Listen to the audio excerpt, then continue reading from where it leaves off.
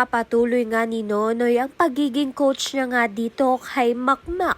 Subalit ito ngang si Domeng ay umalma. Ngunit ito ngang si Nonoy ay gusto ngang magsanibwersa nga silang mag-ama upang i-coach nga itong si Makmak.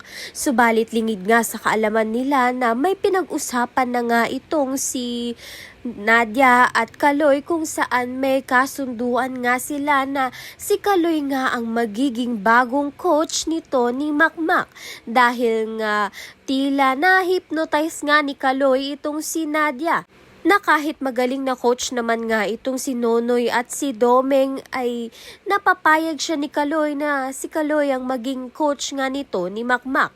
Hindi naman nga ito tinanggihan ni Makmak at kumislap pa nga ang mata niya nang malaman nga niyang siya ang napili na i-coach nga nito ni Kaloy. Subalit ibig sabihin nga nito ay maiiwan niya na nga itong si Nonoy at si Domeng at mag-iiba na nga din ang ugali nga nito ni Makmak dahil si Kaloy na nga ang magiging coach niya. Samantalang ano nga kayang magiging reaksyon nito ni Lance kapag nalaman nga niya ang tatay nga niya ang magiging coach na nga nito ni Makmak.